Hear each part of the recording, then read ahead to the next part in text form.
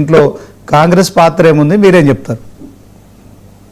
నమస్తే అండి. మీకు మాతో పాటు ప్యానెల్లో ఉన్న పెద్దలు రామ్మోహన్ రావు గారికి, వెంకటరెడ్డి గారికి, శ్రీనివాస్ గారికి అందరికీ, అదేవిధంగా 99 దీక్షకులందరికీ కూడా శుభ సాయంత్రం. ఇది ఖచ్చితంగా తెలంగాణ ప్రజల యొక్క విజయం. ఇది ఏ పార్టీలకు, ఈ ప్రభుత్వాలకు కంటే ముఖ్యంగా తెలంగాణ ప్రజల విజయం. దాని పక్షాన దీన్ని పోరాడి ఇంతకాలం ఇక్కడికి వచ్చినటువంటి కాంగ్రెస్ పార్టీ, అధికారంలో ఉన్న కాంగ్రెస్ పార్టీ యొక్క విజయంగా కూడా మనం చూడాలి. ముఖ్యమంత్రి గారే కానివ్వండి, ఉత్తమ్ కుమార్ రెడ్డి గారే కానివ్వండి, దీనికి సంబంధిత అధికారులే కానివ్వండి, వీరు ఏదైతే ఇంతకుముందు బీఆర్ఎస్ మిత్రులకు చెప్తున్నట్టు హరీష్ రావు గారు లేవనెత్తేంత వరకు ఈ అంశాన్ని లేవనెత్తలేదు అన్నమాట అబద్ధం. అంతకుముందు దాని మీద కేసులు అవి పెండింగ్ లో ఉన్నాయి. సిడబ్ల్యూసీ నుండి కూడా దానికి సంబంధించినటువంటి ఫిర్యాదులు చేయడం జరిగింది. కాకపోతే మీరు ప్రచారం చేయలేదు. ప్రచారం వాళ్ళు మొదలుపెట్టిన తర్వాత ప్రచారం ఎక్కువ జరిగింది. తెలంగాణ హక్కులను, నీటిలో కావలసినటువంటి హక్కులనే కానివ్వండి, నిధులలో కావలసిన హక్కులనే కానివ్వండి, ఏవి కూడా రాష్ట్ర ప్రభుత్వం సాధించడంలో పూర్తిగా కేంద్ర ప్రభుత్వంతో సామధాన భేద దండోపాయాలతో అన్నిటితోటి ప్రయత్నం చేసి సాధించుకునే ప్రక్రియలోనే ఎప్పుడు కూడా రాష్ట్ర ప్రభుత్వం ఉంటుంది.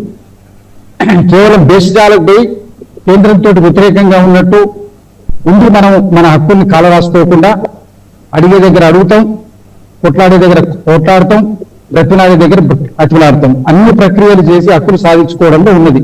కేంద్రం కూడా పెద్దన్న పాత్ర పోషించి అక్కడ ఉన్నటువంటి వాళ్ళు ఎన్విరాన్మెంటల్ క్లియరెన్స్ వాళ్ళు ఏదైతే మనకి ఇచ్చిందో, వాళ్ళు రిటర్న్ చేసిందో, అది వాళ్ళు పారదర్శకంగా ఉన్నట్టు వారు చేసినటువంటి ప్రతిపాదన అందరూ తెలంగాణ ప్రజలందరూ కూడా సంతోషాన్ని ఇచ్చేటువంటి అంశం ఇది.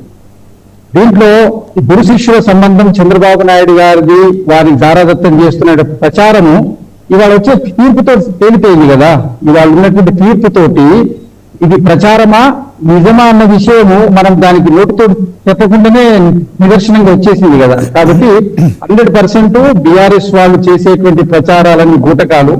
ఒక రాష్ట్రానికి ముఖ్యమంత్రి, ఒక పార్టీకి ప్రాతినిధ్యం వహిస్తున్నటువంటి వ్యక్తి ఇంకో రాష్ట్రానికి, ఇంకో పార్టీకి సంబంధించినటువంటి వ్యక్తికి దారదత్తంగా ఉంటాడని ప్రచారం చేయడం అది ఒక హీనమైనటువంటి రాజకీయ పరిభాష. ఆ విధంగా మాట్లాడడమే తప్పు. రెండో అంశం ఏంటంటే, చంద్రబాబు నాయుడు గారి దగ్గర నుంచి కేసీఆర్ గారు వచ్చిండ్రు, కాంగ్రెస్ పార్టీ నుంచి చంద్రబాబు నాయుడు గారు వచ్చిండ్రు అని చెప్పి కాంగ్రెస్ పార్టీకి లాయల్ ఉంటున్నారు చంద్రబాబు నాయుడు గారు. ఇది లాజిక్ అనేది ఎక్కడంటే చెప్పుకోవడానికి, మాట్లాడుకోవడానికి బాగుంటుందండి. ఇది అకాడమిక్ స్టోరీస్ లాగా ఉంటాయి తప్ప ప్రాక్టికల్ గా ఒక ముఖ్యమంత్రి అయినటువంటి వ్యక్తి ఇప్పుడు చంద్రబాబు నాయుడు గారు నాయన అట్లా కాదు, నేను మా తెలుగుదేశం పార్టీకి వచ్చి కమ్మంటే అవుతారా?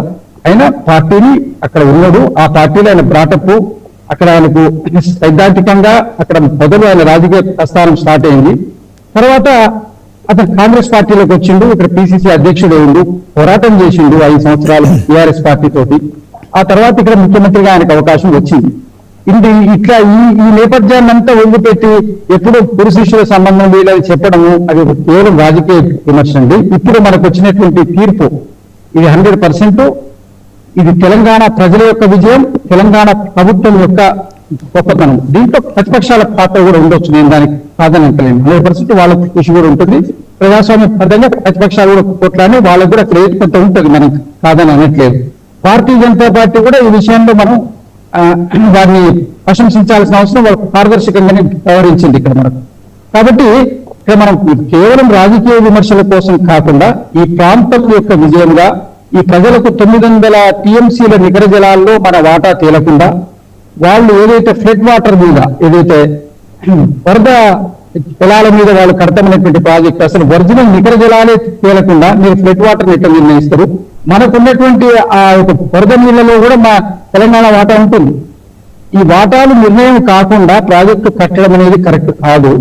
ఏదైతే కృష్ణాలో మనం చేసినటువంటి వాటర్ ఎలికేషన్స్ ఉన్నాయో అది కేవలం ఆల్రెడీ అక్కడ వాళ్ళకి ఎగ్జిస్టింగ్ ఆయకట్టు ఉంది కాబట్టి దానికి అనుగుణంగా టెంపరీగా ఇచ్చినటువంటి అది. దాని మీద కూడా తేలాల్సిన అవసరం ఉన్నది. గోదావరి జలాల మీద కూడా తేలాల్సిన అవసరం ఉంది. ఏదైతే పోలవరంలో గుంటు గ్రామాలు ఉన్నాయో సపరేట్ చేయాలి, సాగ్రిగేట్ చేయాలి, వాళ్ళందరి చేత ప్యాకెట్లు చేయించి